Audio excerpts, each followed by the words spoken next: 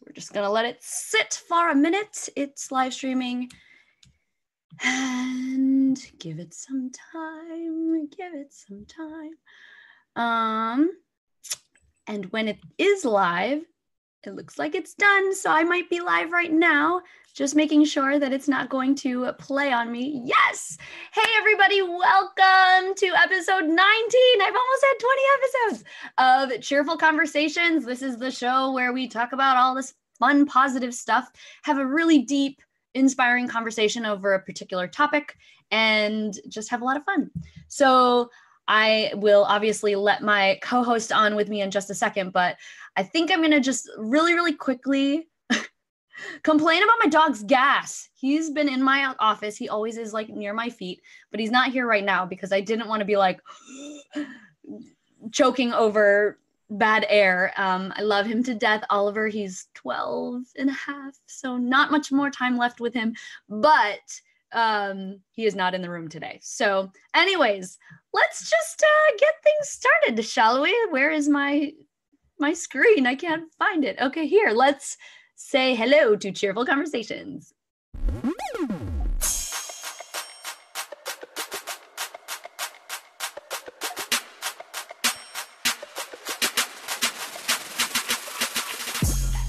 I love that intro. I made that a year ago, and I feel like I need to make a new one just to maybe like next year it will be like season 2, different look.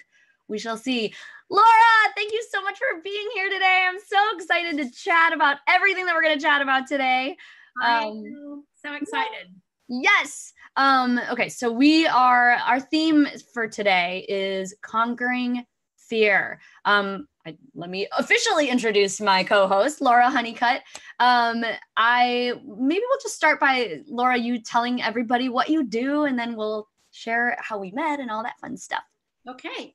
Well, I'm Laura Honeycutt. I'm a coach, and I help badass women conquer self-saboteurs like imposter syndrome, doubt, a lack of productivity, and my personal favorite, fear, so that they can live the life and have the career that they've always dreamed of. Love that. Love that. Badass women, you should be watching this video right now. Yeah, and the little thing is, like, they're badasses, but they don't like totally maybe believe that they're badasses. So there's a little something there in the way. Yes, because we all are badasses. So. That's right. Yay. Awesome. And so let's talk about how we met, right? So we met, was it a year ago? I think it was about a year ago. So we are both IPEC coaches. Whoop, whoop, IPEC. We were in, because you're in New York, is that right? Well, no, I'm not anymore. I was in New York, so I moved about halfway through my coach training, and I realized until fairly recently, because every once in a while, someone will say, "Well, you're in New York, right?" And I'm like, "No, I haven't been." Where are you getting that from? Yeah, it's on my Facebook profile still. Okay, because I was like, why would you come to Chicago? So I was gonna like ask you that, and I'm like, does she live in Chicago, or am I like not? Okay, so where exactly do you live in Chicago? Yeah. Okay. In the city? No. In the suburbs? In the suburbs, yeah. Which suburb? It's near Naperville. Okay, so you're further west. I was gonna be like, if you were north and we were so close, I'd be like, what? Yeah, so near Naperville. In Naperville or? Near, like south of Naperville. South of Naperville. Cool. Super fun. I have friends that live out there too. So. Oh, yeah, that's nice. Okay, so we are neighbors. Not in separate time zones. And we met at the Chicago, it was like your mod 2, right? I think it was my mod 2. So there's all of these 3 modules. For those of you that have been watching any of the other episodes with other IPEC coaches, some of them I've either seen because I was in class with them or I was volunteering. And so I was volunteering for Laura's mod 2 class. That was a really awesome weekend. I remember I was really sick. So I could not be the bubbly self that I normally was. And I felt like I can't like get all huggy with people because I don't want to get them sick.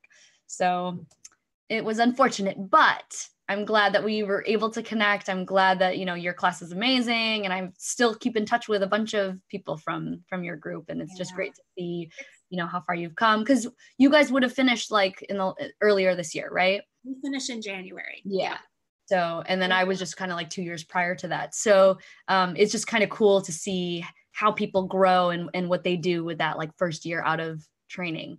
So true. And, like, I'm sure that you experienced this when you were in all of your training modules, that like they tell you going in, oh, you're going to make like some of the best friendships you've ever had. And, like you go to mod 1 and you're so completely overwhelmed, and all these people are sharing all this personal stuff. And it's like, I don't know, maybe something's wrong with me. Right. And then you realize after, when you get to mod 2 and, you can relax a little bit and you start like opening up a little bit more. It's like, oh yeah, these are like, I'm still really close friends with quite a few people that I went through the training with, and they'll probably be, part of my life for a long time. Yeah, absolutely. Did you do all 3 mods in Chicago? I did my first one in New York. So it was right before, like my move happened right in the middle of it. Okay. Yeah. Cause I always like share this with all of my other, people who are going through IPAC or people who I just meet. I did all 3 mods in all different places. So I don't have the depth of connection. I mean, there were some people in my mod 1 that I'm like super close with, but like life has kind of happened and we've all kind of gone separate ways. And we don't talk nearly as much as we did during the training. And I have had close friends with like everyone, but it was like, I didn't get to experience like all 3, like the transformation with everyone. It was like, I was having my transformation like parallel to all these people that I met. And so that was the downside. But at the same time, I got to meet 3 times as many people, which is like super fun, because then I can actually go and create those deeper conversations with people like in stuff like this. So it's really, really interesting to see. And, coming at it from the volunteer perspective, it's like you go through it and you're like, wow, I don't even remember learning that, but that's something that I teach all the time, which is crazy. So it's some of this stuff that you learn comes through osmosis, but you don't really realize it until you like go through it again and try to experience it and watch other people. It just kind of like cements a little bit, right? Like, because, I mean, when you're in the training, it's like drinking from a fire hose, right? Yeah. Like coming at you like this, and you're, most of us have full-time jobs while that's going on too. And, so it's just a lot. And so it is kind of nice to go back and volunteer. I just volunteered for mod 1 a few weeks ago. Great. And it's just so fun to kind of see how far you've actually come. And like you were saying, like, oh my gosh, I learned that. And I don't even I'm not even really processing that I'm doing it, but I'm like totally doing it. Yeah. And I think for me, because I waited a couple of years before I went back and volunteered, but it was like, oh my gosh, the acknowledgement and validation. Because, what's interesting too, I have a client who just went through mod 1. It's all the, how does that make you feel? And all the, it's understandable that you would feel that way. It's like it's a very basic acknowledgement and validation. And so as I've grown, I've tried to figure out, how do I acknowledge and validate it by not saying the typical, it's common. It's natural and normal to feel that way. I'm trying to challenge myself to relate and say things that are more basic than the basic coaching stuff. And if you're not a coach, you're probably like, well, what the F are they talking about? But it's just funny to talk, going through coach training, and then on the flip side, looking back and saying like, wow, this is how you evolve. So coach training is one thing, but then how you evolve as a coach is a completely different thing. And all that. So I feel like it'll be interesting too, to see, I'm coming up on my like 4th year of having the Cheerful Mind around. So, which is amazing. And I just remember how like scared I was 3 years ago when I started all of this. And now it's really become like a way of life. So yay. Yay. And you've already made such great strides. So happy. So what did you do before the whole coaching thing? Just because now I'm curious. Yeah. Well, I was in advertising for about 25 years. Okay. So a whole career in a completely cutthroat, competitive, energy draining type of job. I mean, it's for some people. It took me 25 years to figure out it's not for me. Mm-hmm. But definitely a place where you've got to face fear a lot every day. Yeah. Which we will talk about very shortly.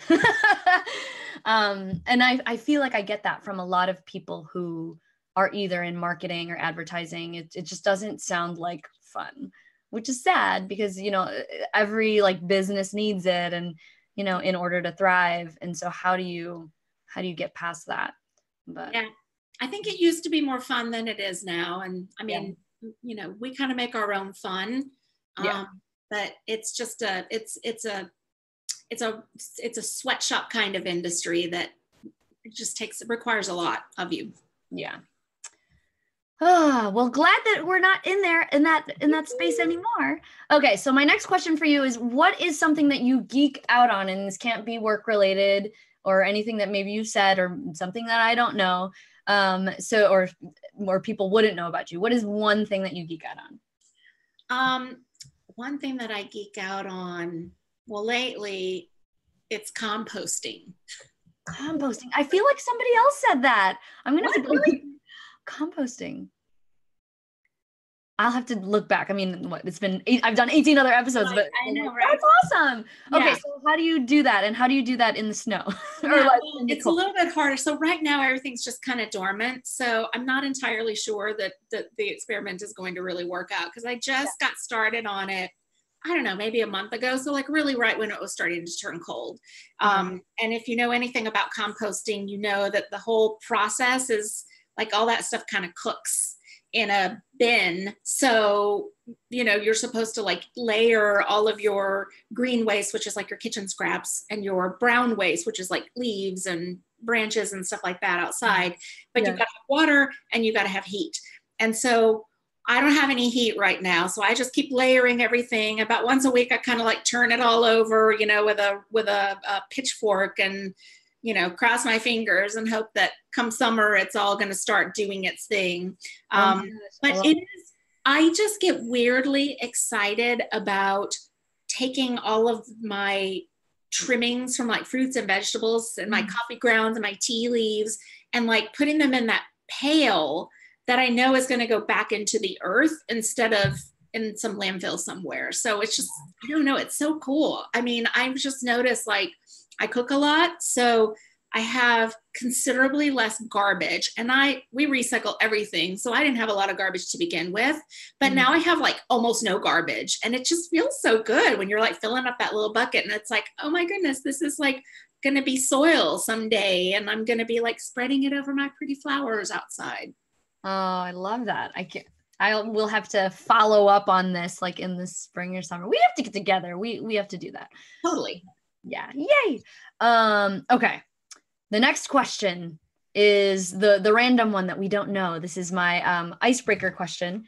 Last week I had my friend Jeff on. We had a episode on rebellion, and I was telling everybody that the cards that I've been using are these like blue icebreaker cards. They like break the ice, but then there's like a second level of questions that is like get vulnerable, and some of these are like really tough to answer. I still have so many break the ice cards, but I think that when I run out, I'm gonna be like, uh-oh, we're gonna have to get vulnerable, but hopefully we'll be in that space and ready to do that when that happens. So I'm gonna pick something at random because I don't know what there is, and it won't be a question that we used before. What makes you happy? Oh, what makes me happy? That's a simple one. That is a simple one. So many things. I would have to say that my number one answer is my dog, Coco. What kind of breed? She's a pitbull mix. Oh, good. She is scary to some people when they first meet her just because of how she looks, right? But she could not be more of a love bug. She's like the sweetest, happiest. She likes to snuggle under the covers. So, you know, she'll like come up to you on the sofa and kind of like nose at your leg. And that's code to like lift up the throw so she can like burrow under it next to me. She's just a really sweet, goofy, happy, silly girl. Oh, I love that. And what makes me happy? What has been making me super happy lately is performance. I have been loving, I'm 5 weeks into my 8-week run of improv shows. I love it. And I like don't want it to go away, and it might And so I have to figure out what my next steps are in that, because I don't want to make a career out of improv, but it's so fun to just like create something out of nothing or one word and just being on stage. So, and I've had two or three additional like performances at the theater that I'm at just over the last few months. And it's just so fun just being on stage and just being silly. That is awesome. And improv, it's like, it sounds so scary, right? But really it's like the easiest thing ever, because you don't have to remember any lines. Like to me, it would be like, oh, so much easier. It is totally that way. Like I did 2 sketch shows this past Monday and 2 Mondays prior to that, where I was trying to memorize lyrics to a song. So I was over ambitious the first show and tried to memorize because I didn't have that much. And I messed up one line and I was like beating myself up, the whole perfectionism thing. Right. And I was like, this is the stuff that makes me love improv, because I literally could go on stage, make up something. And as long as I'm not in my head about what I think I should be doing, I will succeed. Yeah. So, but then when you have to memorize lines and then you mess them up, it's very apparent that you mess up. So, I'm like, I think that the way to go is like doing improv, because you really like are making stuff up from nothing. Right. So, whereas I feel like I would need to tap into that like perfectionistic side of me to succeed as an actor. Yep. Yep. Totally. I can see that. Okay. All right. Let's move on. Let's talk about the thing that we're here to talk about. Because we could probably just talk about stuff. Oh no, we have to talk about cheerful news. Okay. So we're both going to share a cheerful news story that we have scoured the internet or news shows or whatever to share with everybody, because we are a positive news outlet. All right. Laura, you go first. Okay. So I found this story. That's one of the sweetest things I've ever seen. There's a 75-year-old man in Green Bay, Wisconsin, who volunteers at an animal shelter every day. And he goes in with his own brush to brush the cats. But then he ends up getting sleepy and accidentally falling asleep and napping with the cats. Oh, how cute is that? So cute. And he comes in every day. And so then he'll wake up and he'll like find a different cat and nap with that cat. Aww. And he does this for like several hours a day. And the staff at the shelter say, oh, we don't mind. Actually, it's really good for the cats. It's kind of like a home environment for them. How cute is that? That is so awesome. I can't wait for like retirement to do something like that. Like right. This thing. That makes me happy. And the retirement fund is doing its job and all of that. But until then, we shall build and continue to try to do what we love while we're still making money. Yep. I love that. Okay, so I know that you and I were talking about this before we started the show, but since I've started this show, I've been trying to find, different articles. It came up at some point, like, maybe 3 or 4 shows ago, that, there's a lot of these stories that start with like a negative, but then turn into a positive, which is, it is very, very like that happens. So I've been trying to challenge myself to find things that don't come from a sad place. And I was not successful this time. But this is the best thing that I could find. So I found an article that talked about the rates of abortion, which and the headline was, the number of US abortions hits its lowest point since Roe versus Wade, which is a good thing, right? Because I think, after Roe versus Wade, there was like a huge surgency of abortions, which is not great, but and they reached their peak in the 1980s, but then it has been decreasing in the last few years. So I think that they said 2015, there were a certain, there was a 2% decrease from 2014. And then, let's see, the abortion rate was 11.8 per 1,000 women in 2015 and versus 12.1% in 2014 and 15.9% in 2006. So we're doing better. I think that people are becoming more aware of like, all right, abortion is not necessarily the best way to go, but sometimes it is an option. I mean, and I don't know what your political views are, but I'm definitely pro-choice, but it's also like, be smart, right? Don't put yourself in a place where you're going to have to do that. be more responsible and all that. But if the rate is going down, that's always a good thing. So that's my cheerful news. Yeah. So okay.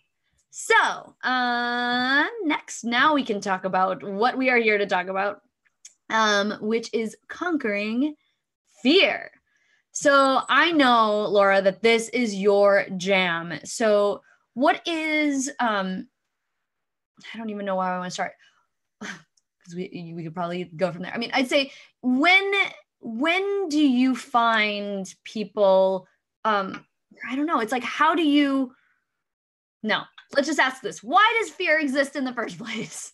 Okay, why fear exists. So I'm not a scientist, but this is, it's kind of an evolutionary response that we experience that goes back to the days when, you know, the part of your brain that was triggered when you were in a stressful situation could save your life, right? Mm-hmm. So back in the day, when you were faced with a woolly mammoth or a saber-toothed tiger, you needed to get out of there, and your brain triggered that adrenaline and it got you out of there. Mm-hmm. And fast forward, millennia, we're in this place where most of the time that shows up in ways that aren't life or death situations, but it's the same response, right? Yeah. So it exists in a way to protect us. And that's why a lot of times, when we talk about fear in terms of, overcoming it or getting rid of it, right? It's like, well, you don't want to get rid of your fear because it still serves you in certain ways. Like, don't do stupid things that you could die. Don't put yourself in dangerous situations, right? But a dangerous situation is rarely a conference call. Yeah. Right. Yeah. Or a presentation on a stage. Yeah, absolutely. And, I think that, we also learned this in our coach training, that whole fight or flight, right? If a lion is chasing you, you better be afraid enough to run away or you will die. Right? So it does definitely help you in certain situations where it is needed to protect yourself. Yeah. But in order, but a lot of times fear shows up in so many other right. ways, and it's hard. So you work with people to kind of conquer their fear. Like, what is like the most common way that you see fear showing up in people? So almost always when you're not taking action of whatever, of any mm-hmm. kind, it's because of some sort of a fear.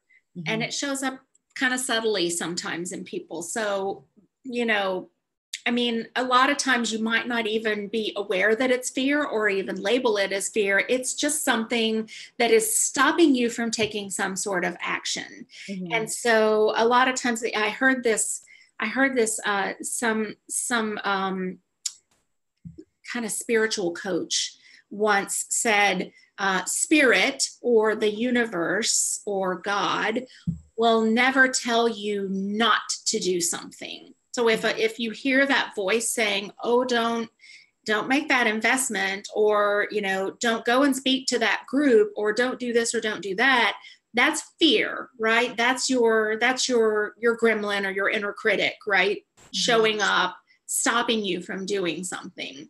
And so, it can be as subtle as, I'm not going to comment on my friend's Facebook post who's grieving the loss of a child because I don't know what to say. Mm-hmm. That's fear, right? The fear of saying something that's going to be mistranslated or that's going to hurt somebody's feelings. That's fear, right? And so it shows up in little small ways like that every single day. And mm-hmm. it shows up in really big ways that we can all think of, like, I've always wanted to write a book, but I don't know that a publisher would ever accept my manuscript, right? Yeah. And that's fear. Yeah. Or the fear of heights, or, what is the other stuff that people tell you that they're afraid of? I feel like a lot of people are afraid of public speaking. Yeah. That's like, and then heights and bugs. I'm kind of afraid of bugs, but those are those are kind of more tangible things. But then there's also the other aspect of fear. I think a lot of the fear that shows up in my clients comes up in the form of, shows up in the form of guilt. And we were talking about this before the show went live, but I think that there's, the whole people pleasing thing. It's like, well, I don't want to say or do that thing because I don't want to hurt so-and-so's feelings. That's definitely a big one for me. And I even had something happen today where I was super, super triggered. And to be honest, my reaction was like, I want to punch this person in the face in a loving way. Why do they not see? Like, oh, they, and it's a trigger that has been constant for a little bit now, that gets activated every time this person takes a certain action. Yeah. And I am just like, I'm like, what do I say? Or I want to go and say that angry thing that's like, what is your problem? Or something really passive aggressive or something, because I can get that way. But of course, that's not the way that I want to show up. So I have to like take my angry April, not the cheerful April. That's you. Cheerful April's like, come on, let's do this in a happy way. But I do my like little ranting and raving in private or with a friend who I can trust.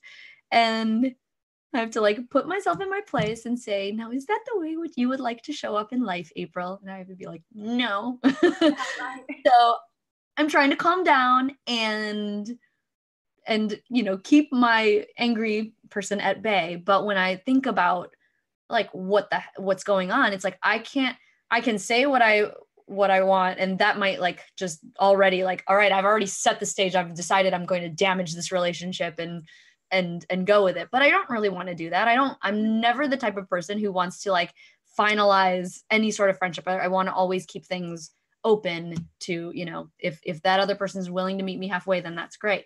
But if I was to call this person out on what they're doing, because I really don't think that they're aware that they're doing it,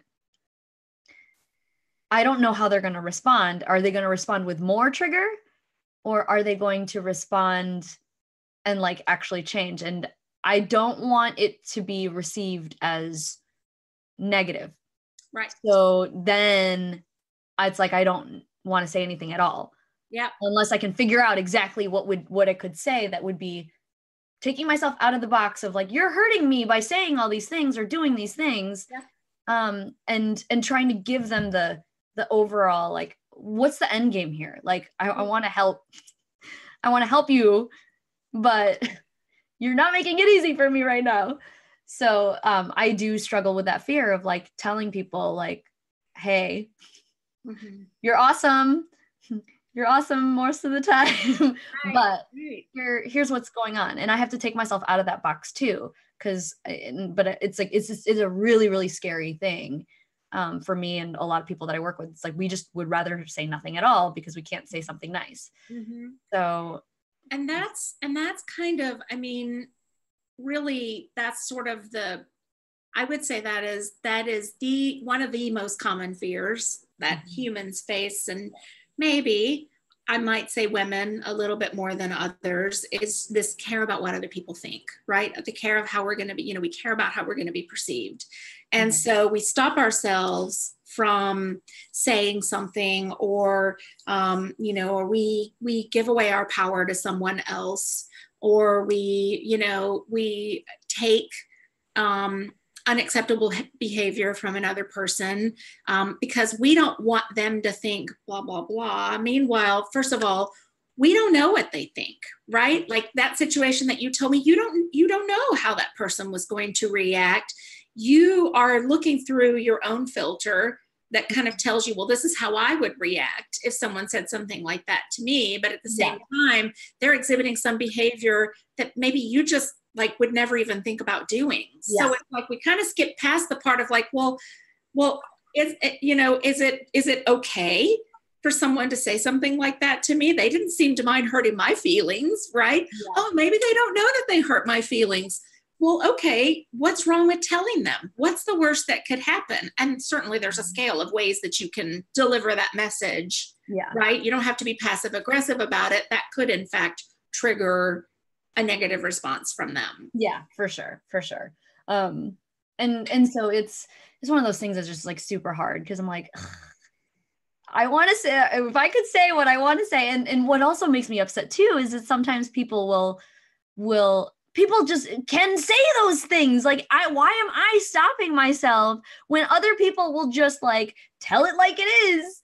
Because I'm too nice. I don't know. Like, I don't know how to do that. And so sometimes then I get upset because I'm like, why can't I just put my foot down and just say it and let what is be? So to be continued. I don't know how I'm going to respond to this thing, but it's something that definitely needs to be addressed somehow. And there's so many different ways to go about it, but like I'm afraid of picking the wrong thing. So I think, in a situation like that, you obviously have to ask yourself a question of how valuable that relationship is to you. Yeah. Right. Totally. And because there's always a risk when you stand up for yourself. But at the same time, if you're in a relationship where, where where you're being treated in a way that's not working for you, then you've got to ask yourself again, like, well, then is that the kind of relationship that I really want to have, right? Do I want to have a relationship where I'm afraid to speak up when they do or say something that hurts my feelings? And then, let love guide you, right? Let your heart, you know who you are. And so, in a moment like that, there's a way to deliver that message, even if it's just as simple as, that thing that you said to me, this is kind of the way that I took it. Maybe that's not the way you meant, right? Maybe you didn't mean it that way. And give them kind of an opportunity to kind of gracefully correct it, right? Rather than making it a big confrontation. Yeah. So I will figure it out. In the meantime, I'm just gonna rant and rave in silence.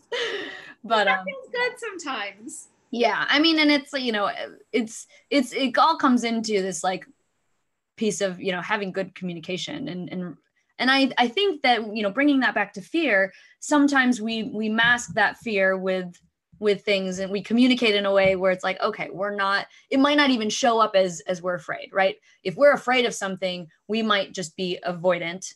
We might like actually like be conflicting with it, right? Instead of like, I don't like that, I'm not gonna do it that way. Or, because I definitely have like this rebellious nature where I look at certain things that people do, the whole comparison that you're not supposed to do.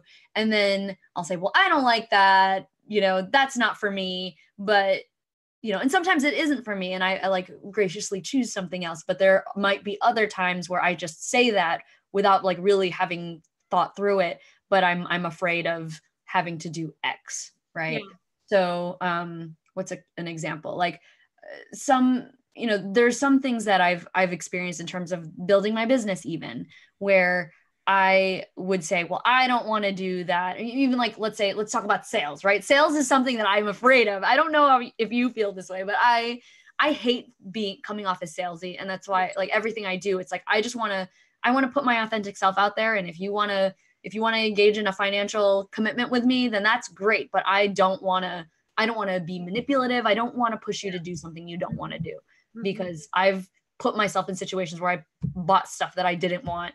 And, that's on me. But I, at the same time, like, I don't want people to think that I manipulated them into buying something, because that's just the way of life. I mean, when you want people to buy stuff, you have to do certain things to like be catchy and have that attention grab. But where am I going with this? But so fear of sales has shown up for me. And so like, I'll be like, oh, I don't want to do it that way, so I'm not going to do it. But it is that fear of like, I don't want somebody to say no. Like, there's that fear of rejection. It's hiding in the back. Of course. And fear of rejection is huge. It's related to, it's the sister of fear of what people think of you, right? It's all, and again, this goes back to the time of the saber-toothed tigers, right? Because if you didn't fit in with the tribe, you were kicked out of the tribe and you were on your own, and all the scary beasts were out there who wanted to eat you, right? And so it was like, it's a hardwired thing in human beings to be afraid of doing something that is going to cause you to not fit in a certain way. And so it totally makes sense that we stop ourselves from doing all of these things that we think, might get us kicked out of the tribe. Yeah, absolutely. And what were you gonna say? I was just gonna say, one fear that might surprise a lot of people. How many people out there would call themselves or have been called control freaks? That's like me, Okay. But I kind of embrace it a little bit now, because I'm like, you know what? And here, this is like an example of like when, it could be a fear of being a control freak, but then there's like, you know what? I have a strength in being very organized. So, and a lot of people benefit from that. So I'm not necessarily afraid of it anymore when people call me that, because I have a gift of keeping stuff in order and organizing things. So I will gladly take that. So there's interesting dynamics when it comes to like the fear, but yes, let's talk about the fear of being control free. So what do other people think when they? So when you come across someone who is a control freak, that, if you really kind of peel back the layers, is a manifestation of fear, right?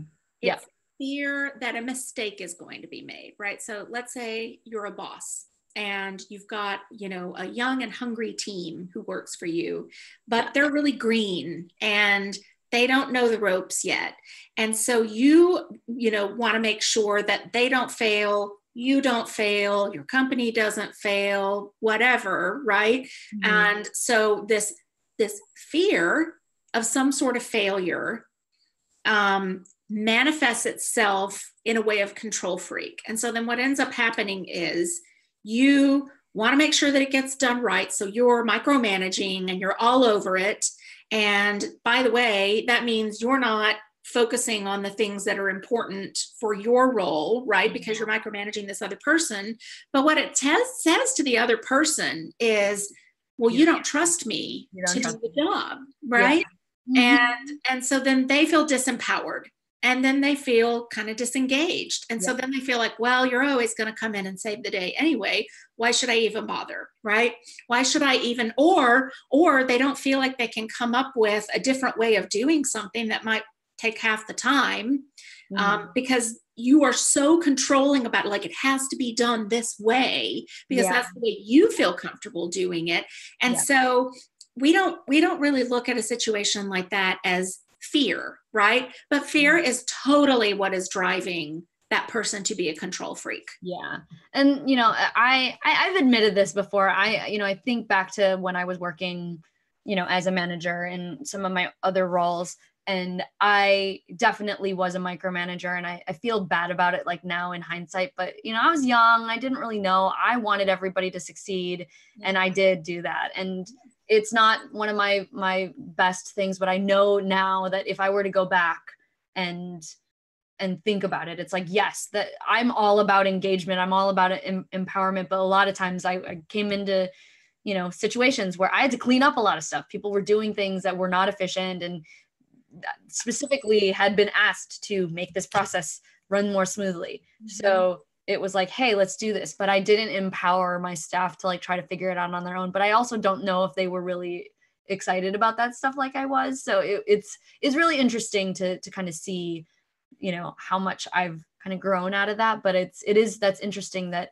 I wouldn't necessarily even think about that as a fear, but it totally is. It totally is. Yeah. And so you see how sneaky it is? It's so sneaky. F you, fear. Right. Oh my gosh. Well, here's the funny thing though about fear. Okay. So, we talk about it really negatively, right? Fear is just really our like that inside voice. We were trained to call it our gremlin, right?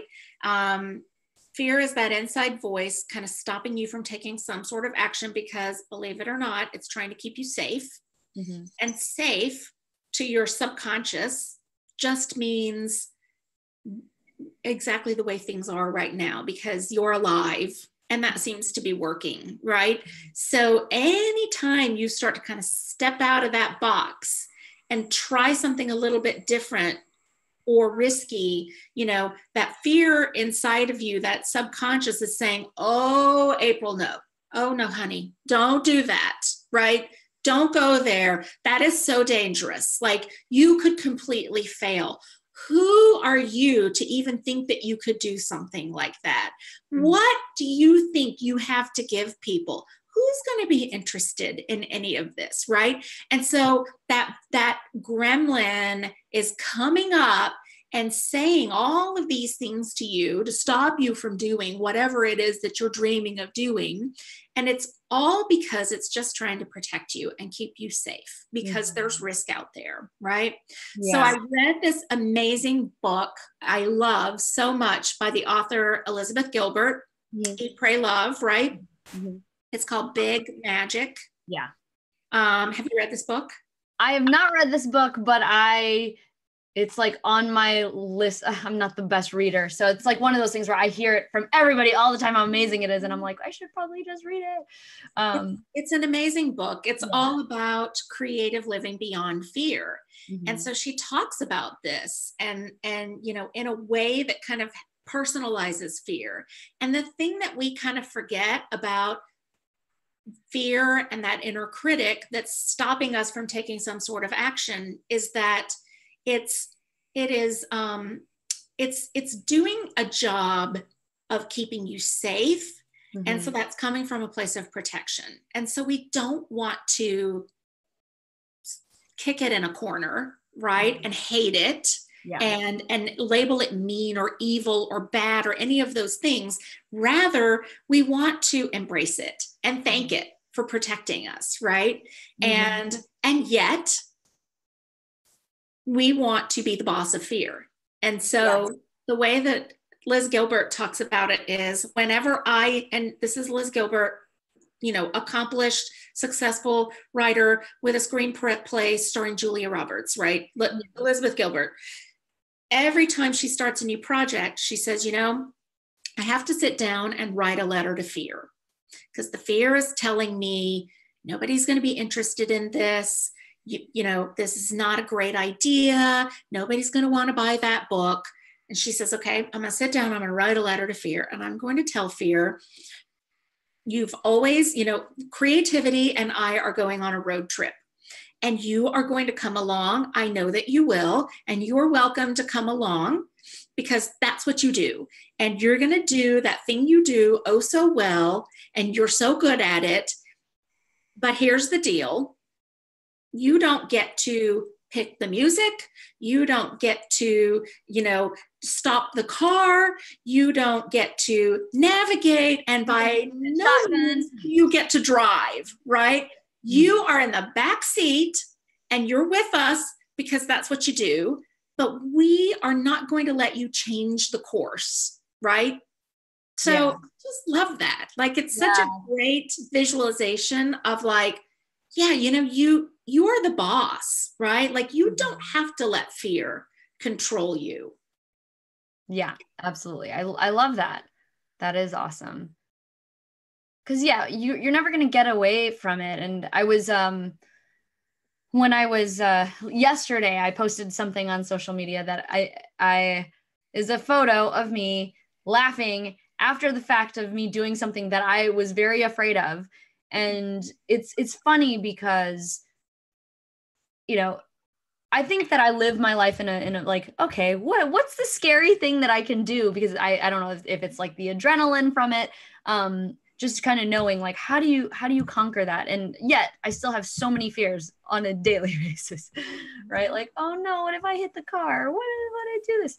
There's always fear that's there, but it's not necessarily like, how do I eliminate it so that we're fearless? Right. How do I manage it? Or how do I know how to have a better relationship with it so that, you know, I can move forward more efficiently, right? Because fear is what I love about how you were talking about, fear is the inaction.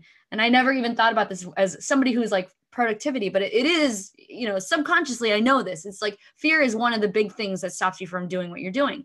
And we don't necessarily talk about, like, if I'm a productivity expert, I don't say like, what are you afraid of? Except for the fact that that's like a huge part of the work that I do.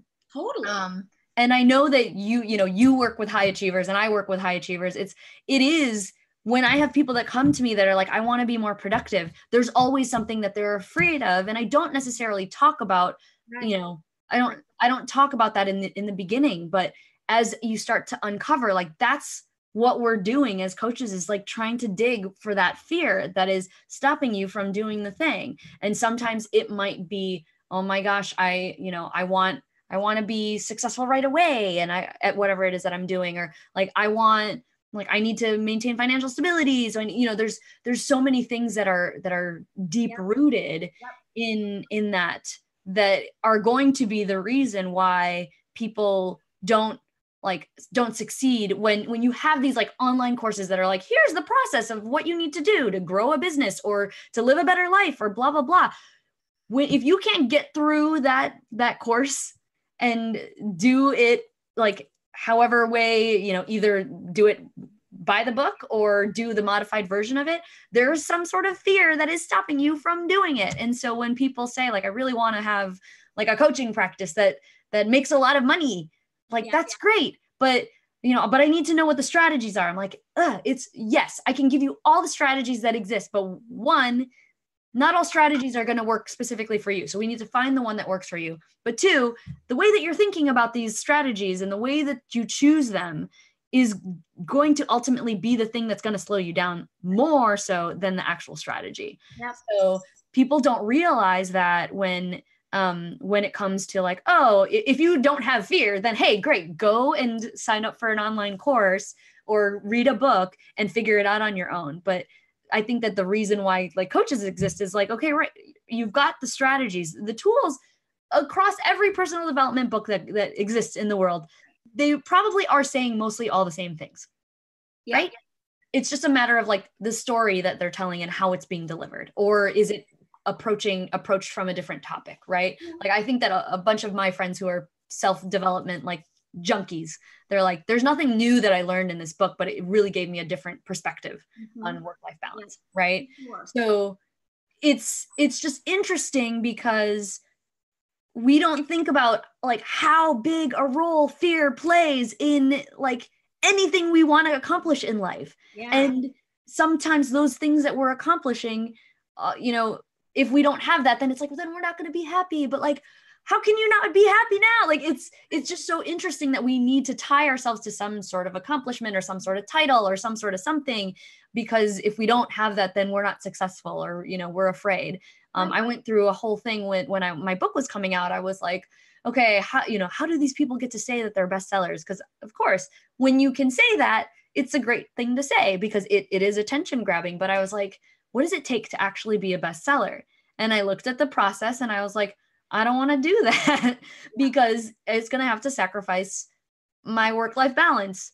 So can I be okay with just being a published author, or do I need to have the title? And I think there's a lot of fear of like, I want to be a TEDx speaker. I want to do whatever. And of course, these titles are great. That's why they're there. It really, like, those are brands that have established themselves. And if you can align yourself with it, that's awesome. But if you're not in that place where you want to take the steps, then you have to accept that. And, it could be fear of like, what if I can't ever get it? Or what, there's always fear embedded in that. Like, why do you not want to go for that? But if you can parse it out from like, what's the real reason why you want anything you want? And if you don't have it, then what's the fear behind like what you think you're not going to be? And that's the whole thing, right? Because it's like that, the what ifs, right? The what if I fail? What if I make a mistake? What if I, what if it doesn't turn out the way that I hoped? What all of these what ifs come into play. And those are the stories that we're telling ourselves that's stopping us. But it's like, well, what if it doesn't? Mm-hmm. Like, or what if you never try and you like get to the end of your life regretting that you never did that thing, whatever it was, right? Just because you were afraid. Now, I'm going to say there's fear of things like skydiving that are a little bit more extreme, right? Than fear of standing up on a stage and speaking or publishing a book, right? Mm-hmm. So, but the thing is, the brain, it just doesn't sift it that way. It's no different. The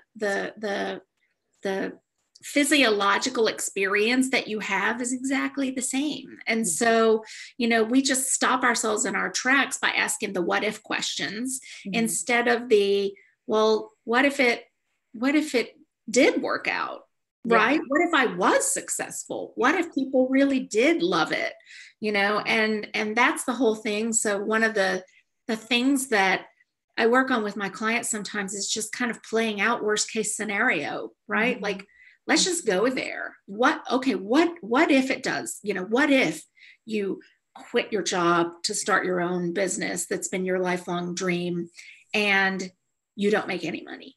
What's the worst that could happen, right? And we kind of play through that, okay? Because really, when you get down to it, it's never like something that you can't recover from, mm-hmm.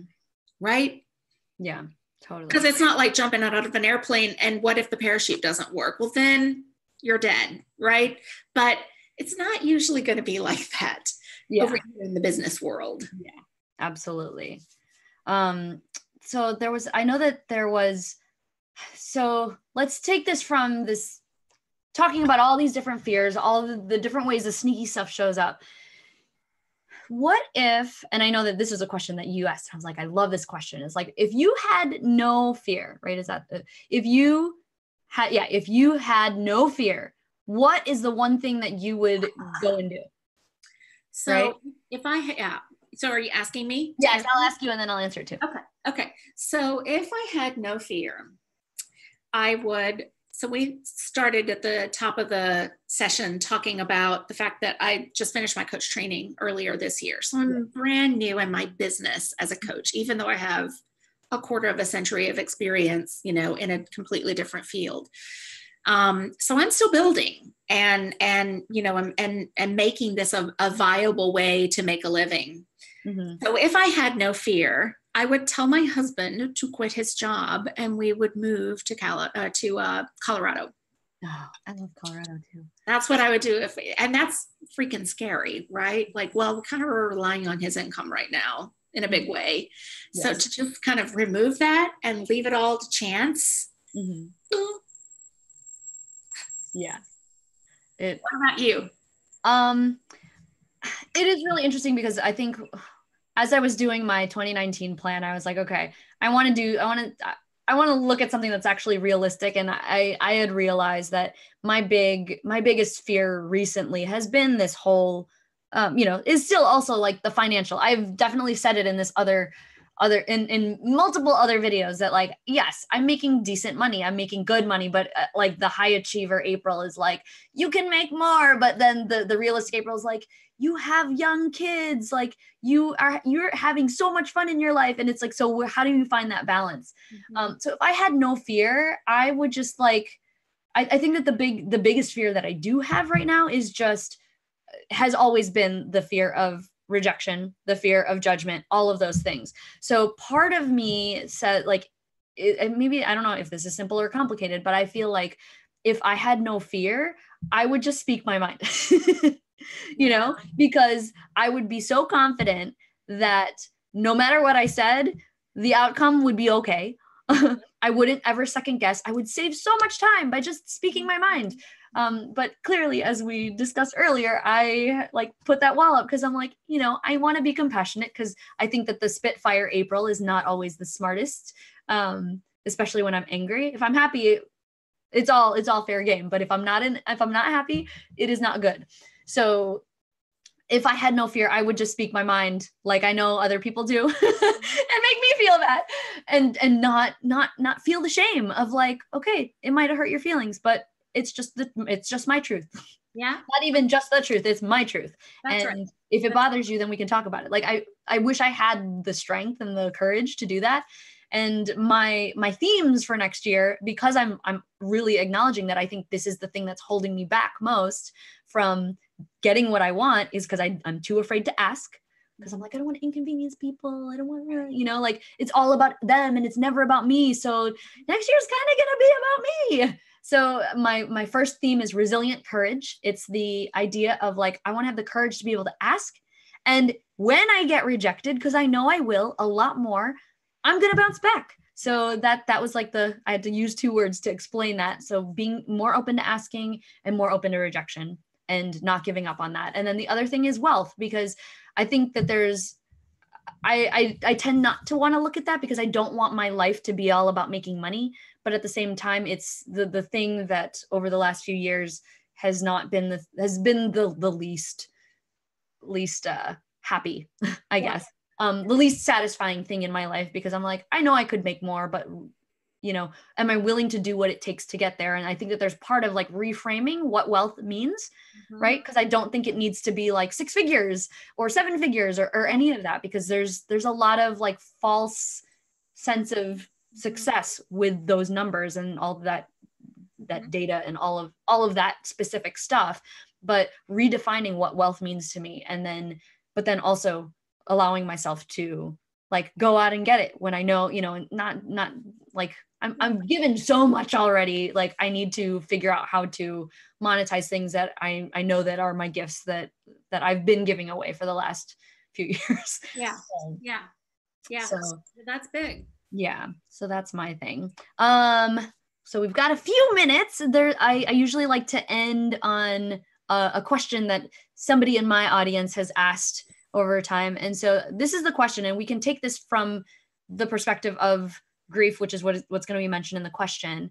But we could also talk about it from fear. The question was, how do I move away from grief and into success? I know that this is like probably a question that we can definitely dive into even further. But if we were to kind of take a lot of what we've already talked about, because we've uncovered a lot of this stuff, but it's like, how do we actually take this into action now that we know that we're not trying to get rid of fear, we're not trying to get rid of sadness, because it's going to be there, right? How do we catapult from these not so positive scenarios and catapult ourselves into that success, productivity, and joy? Yeah, that's a great question. And without knowing a lot of the background, probably one of the first questions I would ask if I were asked that question live is, what's stopping you, right? Like what's kind of in your way right now from moving from this place of grief into success? So let me just guess, right?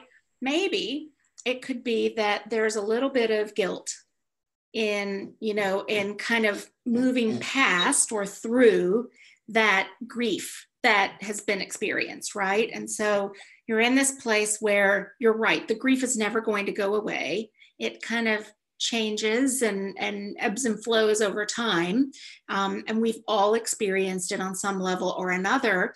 And if it's a sense of guilt in kind of moving on and getting past it and doing something with your life that's going to bring success to you, then this is where, being kind to the grief, just like you would be kind to fear, I think is something that would be beneficial to practice, right? So let's let yourself off the hook for moving with the grief to the place that you are now and experiencing gratitude for the gifts that you have that are going to bring success to you, and leaning a little bit more into that. It does not mean, just like you can't ever get rid of fear, you're not ever going to get rid of that grief. So learning how to live with it and coexist with it and let it live in it and honor it but don't let it control you. Yeah, absolutely.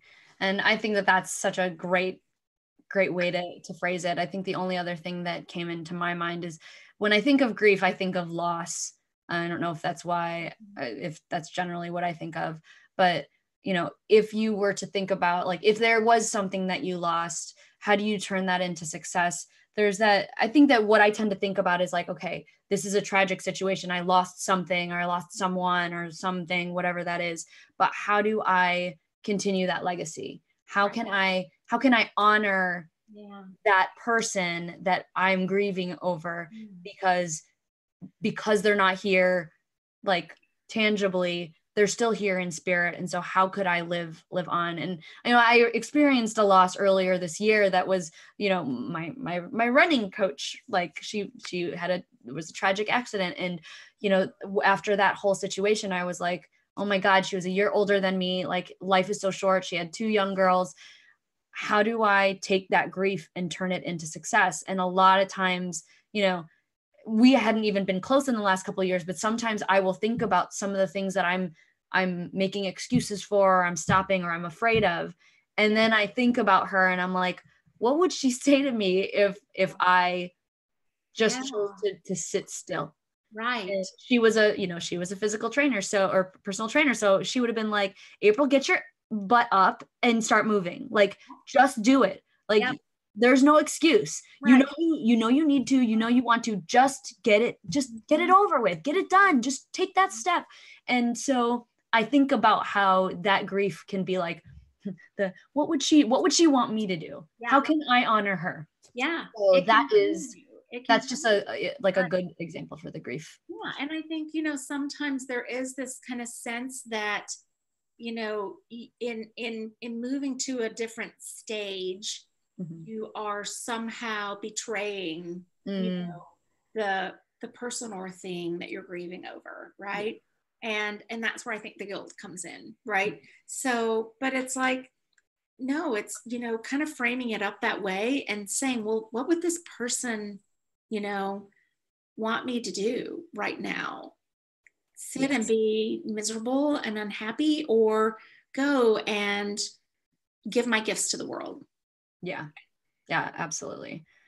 We didn't even talk about this, and I know that we're over, so we're just go one more minute. But one of the biggest things that I'm afraid of is death itself. Like, it's one of those things where I don't even want to think about it because I want to cherish every present moment here. But I will say that people, if I ever die, I like literally want you to be like wearing purple and like doing dance parties, and that's what I want you to do. So I've put it out on the internet.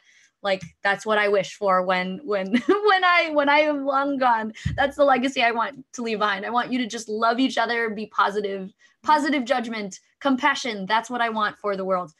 Okay. Right on.